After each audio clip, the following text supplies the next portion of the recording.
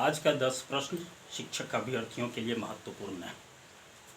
इस तरह के प्रश्नों का जो मेरे द्वारा जो भेजा जाता है वो आ, इसको आप नोट राइट डाउन कर लें और राइट डाउन करने के बाद आप देखेंगे कि आपको कहीं ना कहीं आप इससे आपको रूबरू होना पड़ेगा। और ये 10 प्रश्न जो होता है आप इसको नोट कर लें और जब आगे एग्ज़ाम देंगे तो इसको एक बार आजमा करके देखें कि ये जो ओम सर ने जो सेट दिया था, जो प्रश्न दिए थे, क्या वो कामयाब हुआ या नहीं। बस 10 प्रश्न की बात है। जो भी मेरा प्रश्न जाएगा उसको आप एक डायरी बना करके नोट कर लें और कुछ नहीं, आप उसको एक बार बीच बीच में रीडिंग दे दें, देखते रहें, बस यही करना है। तो आए हम लोग शुरू करते हैं। भारतीय प्रायद्वीप में उष्णकटिबंधीय साल वन पाए जाते हैं। फिर से सुनिए, भारतीय प्रायद्वीप में उष्णकटिबंधीय साल वन पाए जाते हैं। पश्चिमी घाट में, ताप्ती और नर्मदा के बीच में, गोदावरी के उत्तर पूर्व में, मालवा पठार में। तो हमारा उत्तर होगा मालवा पठार। अगला प्रश्न है, निम्नलिखित में से वह शासक कौन था जिसने राज सिंहासन पर बैठने के लिए अपने पिता बिंबिसार की हत्या की थी। प्रश्न एक बार फिर से सुने, निम्नलिखित में से वह शासक कौन था जिसने राज सिंहासन पर बैठने के लिए अपने पिता बिंबिसार की हत्या की थी। आपका ऑप्शन है अशोक, अजातशत्रु, कनिष्क, सिमुक। तो आपका उत्तर होगा अजातशत्रु।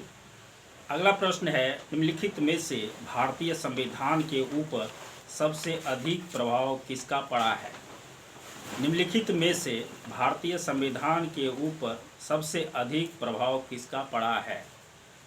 ऑप्शन, भारत सरकार अधिनियम 1935, यूएस संविधान का, ब्रिटिश संविधान का, यूएन चार्टर का। तो हमारा उत्तर होगा भारत सरकार अधिनियम 1935।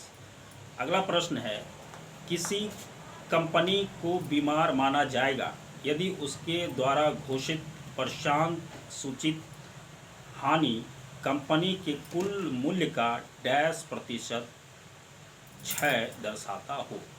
फिर से सुनिए, किसी कंपनी को बीमार माना जाएगा यदि उसके द्वारा घोषित वर्षांत सूचित हानि कंपनी के कुल मूल्य का %% क्षय दर्शाता हो।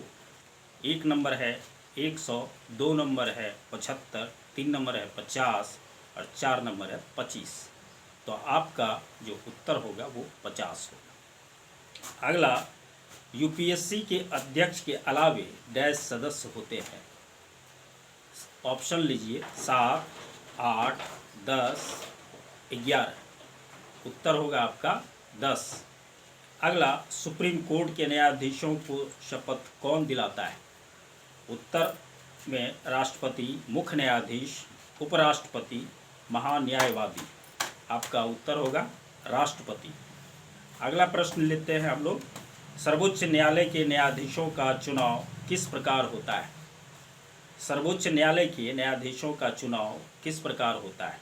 4, ऑप्शन 4 है, लोकसभा द्वारा, लोकसभा के सलाह पर राष्ट्रपति द्वारा, प्रधानमंत्री के सलाह पर राष्ट्रपति द्वारा, मुख्य न्यायाधीश के सलाह पर राष्ट्रपति के द्वारा।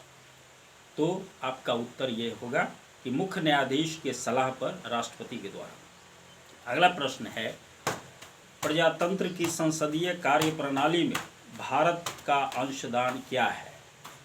एक ऑप्शन, शून्यकाल, कटौती प्रस्ताव, स्थगन प्रस्ताव, गिलोटिन। उत्तर होगा आपको शून्यकाल। अगला है, भारत के संसद में सत्र के दौरान शून्यकाल की अधिकतम अवधि कितना निर्धारित किया गया है। ऑप्शन 30 मिनट, 1 घंटा, 2 घंटा उल्लिखित नहीं है। तो आपका उत्तर होगा 1 घंटा।